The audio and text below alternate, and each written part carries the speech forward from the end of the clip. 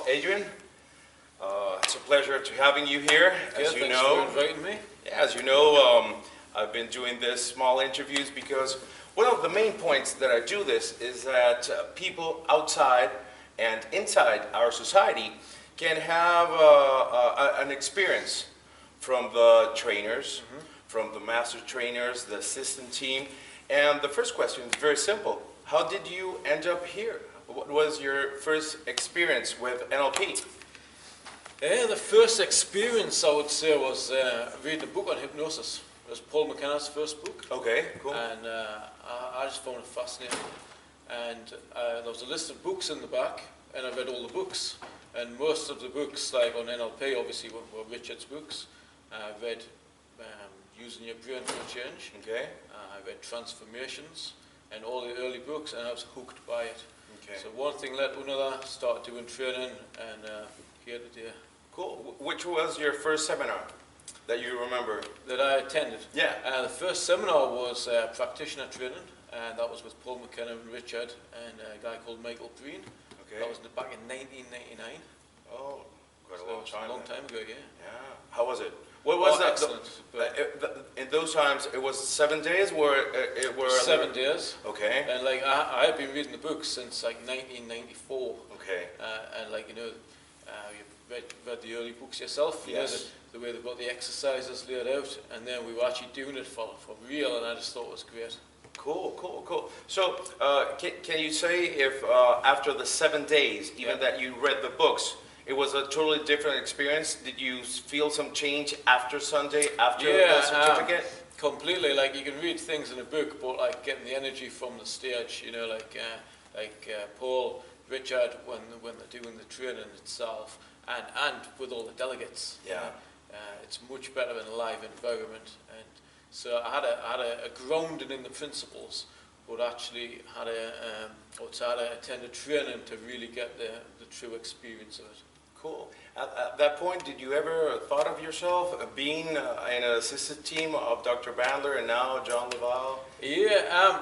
At the time, I remember sitting on. I think I was on like the practitioner training, and I had an idea that I wanted to move into this sort of field, and I remember like looking at the assistants, thinking, you know, that would be a really good thing to do, and so I set the goal without really spending too much time on it. I just started like walking towards it.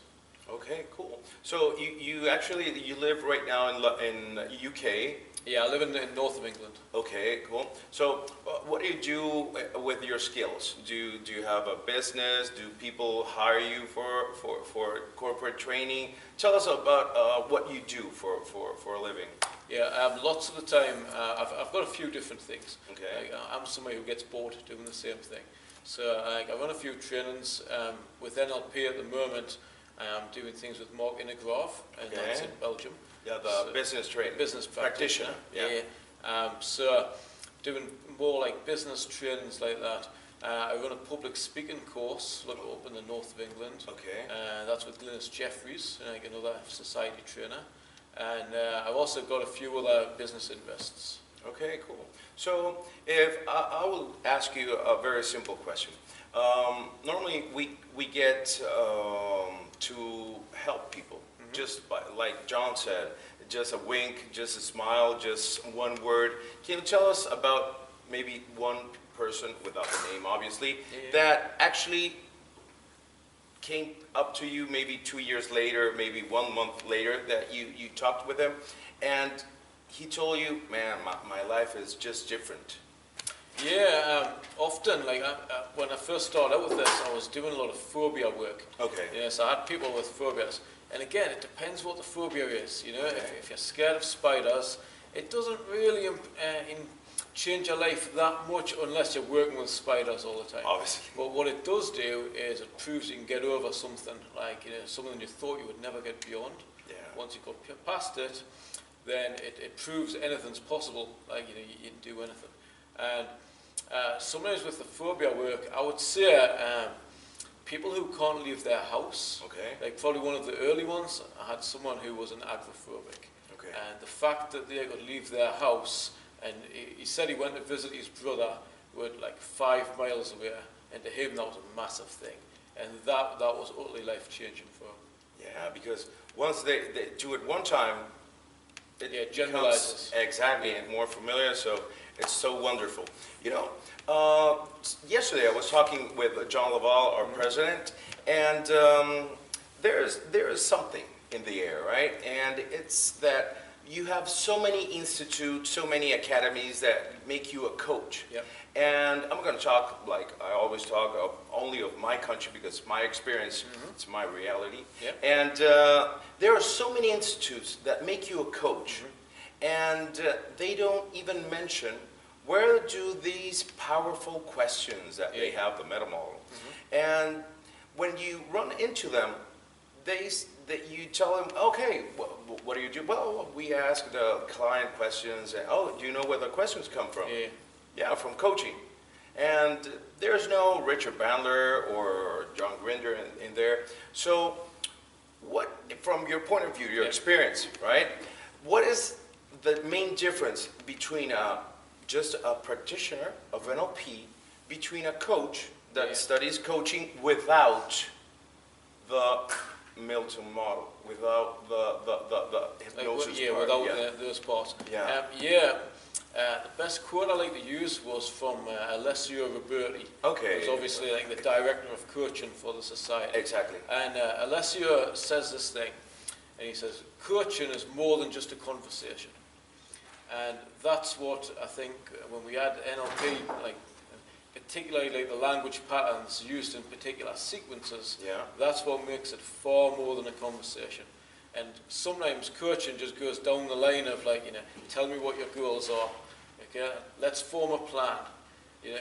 But really, if you think about it, how many people like know what they want and they start a plan and they just don't do it? And really, like a lot of coaching at the moment, without using like more specific skills, just leaves it at a plan, and it's like, why haven't you done this? Because what they're missing is the unconscious side of it. Exactly. It's the unconscious like portion that makes it or breaks it. So as a good coach, you really need to be able to use those patterns in a way that like makes unconscious change possible. Exactly. The other day I heard something that it's like a relationship, it's like 90-10. Yeah. It's amazing. 90% you're conscious, 10% you're conscious. So when the coach without NLP skills works, it's only like working with the 10% of the person. So that caught my attention a lot. And one thing that I really want to ask you, what do you think, from your point of view, you're living, the main purpose of our society, the society of NLP? Yeah, you know what I like about it? Like take John Laval. Okay. His website, purenlp.com. Like he keeps it clean. Yes. He keeps it back to the original in terms of, you know the phenomena of the photocopy of a photocopy. Yes. Yeah. I like to think that the society keeps everything back to the original format, as in being developed by Richard. So obviously Richard changes, but what Richard actually wants is what's delivered by the society trainers, and I think that's really good because that keeps it clean. Yeah. Yesterday, John used a very nice metaphor about me teaching you just recipes and me teaching you how to cook. And that's so beautiful because that kind of like surrounds the whole concept of what our society does, because there are so many things out there that just teach you the technique without understanding the source or not even the word why, the essence of it. So you got people that come in, apply some technique, and maybe they get worse. Well, you know what I really like is, like, on our practitioner, Richard, so the late 90s, like, one of his descriptions of NLP was, NLP is a methodology and an attitude that leaves behind it a trail of techniques. Cool. So it's not just the swish pattern, it's not just belief change, it's not just new behavior generator. This is about doing things in a certain way with a certain attitude, because you know what? Not everything works with every person. Exactly. So we need to be able to change our approach, and that's where it comes from. It's like the attitude of curiosity that allows you to change things. That's great. And can you tell us a little bit about your business practitioner? What are the main content? Who would like to go and do this instead of doing something other that's out there? What's for you, the golden nuggets that people take out of it? What's the core? Well, my background, I used to be an accountant. Okay. I was a management accountant in the health service in England. Okay. And what you get is lots of people come on these courses and they think that one of the biggest questions that I get is, how do I use this in business? Okay. Like, how do I apply this? So it's great learning hypnosis and things, but obviously, like in a business context, that's not something you go close your eyes. How do we do things linguistically? Okay. So in business meetings, how do we change people's minds? Over across a bridge? So this is all about like doing things in more linguistically. So a lot of the things that we do with the business practitioner is we say, you know what, when you're at business school, they will teach you standard models. So, the first year that I did any training in business, they would say, you know what, you've got you need to have a vision, and you need a mission, and then you need goals, and then activities support those goals. And that's all very well having that plan. Well, like NLP comes along and it helps you out with each of those areas, because normally you've got your staff, and the staff might do certain activities that don't always support your goals. And we need to align everything up, and once you get everyone lined up to the right thing, you can create anything. There's no reason why you can't be the best. That's true. That's true. And yesterday or the day before yesterday, I told you I read your article about presuppositions. That it's on John Hot Tips that he sends every first of the month, right? So you're thinking about writing more? It's something I haven't done lots of, and because I've been in this field so long, I think everyone knows what I know. And what we find is we want to hear different people's opinions on things, like different people's angles. Yeah. So I've started doing a few articles. So I'm pleased you like the one on presuppositions. Yeah, that was a nice one. Because again, in business, one of the things we help people with is innovation, because people have to come up with new ideas, new ways of doing things. Because we're in the 21st century. If you're not coming up with new ideas, you're going to be left behind. Yeah. That's true. It actually happened to me. In Venezuela, you kind of get in the same sack. Yeah. That I'm going to run a seminar, a 3-hour seminar, change your life. And suddenly people see the media, social media. So this guy that is a motivator without NLP, he has 300,000 followers. Yeah. This guy only has 10,000. No, this one should be better. So you get the generalization, the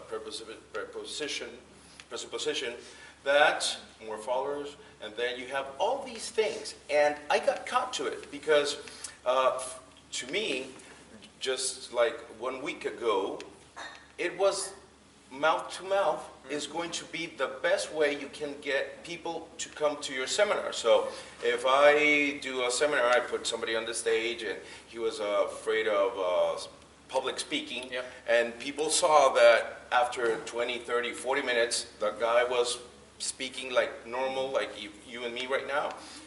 People will say, oh, when he does that, we're going to go. And people start to making a difference between a motivator and a speaker that knows NLP. And the ratio, I thought it was 90% of the people that attend to your seminar is because mouth to mouth, the experience. And the numbers were just amazing. It's only 10% of the people that come to the seminar that are mouth to mouth. 80% is the level of the followers on your social media. Right. So after I read your article, that make a lot of sense. Yeah, well again, these things change. That's, 2 years ago, I don't think social media was as important as what it is now. And I've got to improve my social media, because the more that things change and the faster it changes, you've got to be more aware of that. So again, going back to NLP, we can say, you know, we've got strategies for that. You know, you can find a good strategy. Yeah. But what's your beliefs around that? So you might have a really good strategy, but if you don't believe that that's useful to you, yeah. you're just not going to do it. Exactly. So like it's useful to know these things, and is it of any value? Because definitely, if it's not any value, if doing that strategy isn't attached to a value, then again you're not going to do it. Exactly. So it's immensely useful in business for people to understand where these things come from. That's true. That's true. So, Adrian, if people want to contact you through an email, Twitter, what's the address, direction? Okay, the best way to find me is I've got a website which is www.beyondlimits.co.uk. Beyond Limits? Beyondlimits.co.uk. Okay. And on Facebook? Facebook, you can just find me, Adrian Brown. Adrian Brown. Find it, link to you, and I'm sure they'll find one of your friends. Okay. And something that you want to share with somebody, with the people hearing you, about why do you recommend that they do at least the practitioner? At least practitioner. Yeah. Yeah, you know what? I think that there's so much that people don't know, but they think that they know. So, you know, we're back to like unconscious understanding in terms of you're not aware that you don't know something. And what I've found is that most people think that, you know, that they might have they may have done a 2-day course in NLP. I hear this a lot. Like people say, I'm trained in NLP. And I'm like, how much training have you done? And they'll say, oh, we did 2 days. And I go, well, really? You know, that's like this much. That's like a whole lot more. Yeah. And I think the more you do in this field, the more you'll realise that there's more to learn. You know, it's like everything. You know, the more specialised you get in something, the more you realise there's a whole host of things that you don't know. So it's definitely worth coming on to a seminar, see what you can learn, and it's people always find something of value. And then you get your direction. Get some sort of direction, and again, you know, it's about setting up those goals. Like once you know where you're going, your brain's got a target, and once it's got a target, it's got something to move towards. If you don't have anything like that, no direction, you could end up anywhere. Okay. And the last question, because we get this a lot. Can you share with us something that it doesn't matter if you've been with Dr. Bandler 20 years, 30 years, 15 years, 10 years, or one day. Can you remember a time that you, after being with him around a lot in the assistant team or as a participant, just got blown away? Something that I've seen that's amazed me. Yeah, I mean, there's been so many things where he's demonstrated, you know, there's times when I've seen things, I'm going, wow, that's you know, we've taken someone, the level of change work with Dr. Bandler is so amazing in terms of, I think probably the best one ever was the obsessive compulsive that is often referenced by him. Okay. That was here in London. There was this lady that the Society of Obsessive Compulsives had given up on. You know, you can imagine that. Yeah, I mean, they said you're just you know, you're so obsessive, and the lady couldn't leave her house. You know, she was scared that the refrigerator would catch on fire. She was scared for her cat, so she had a cat, and basically her and the cat stayed in the house all the time. And after one time on stage in 15 minutes, Dr. Bandler changed it so much for her. It was just an incredible thing. But that's one of many. Yeah, and maybe she had this for 20 years, 15 years, or 10 years. It was 15 long minutes. Time. And that really changes people's lives. When that level of change work, so quick and easy. And this is the thing with Richard, he makes it look really easy. You know. Yeah, but once you start to understand a little bit once more, you understand it, you start to see the layers. There's a lot more stacked on top of it. Yeah, well, thank you very much. Yeah, thank you. Hope to see you in March. I'm doing the Design Human Engineering. Oh, excellent. That's a very, very good course. Okay, well, pleasure. Okay, thanks very much.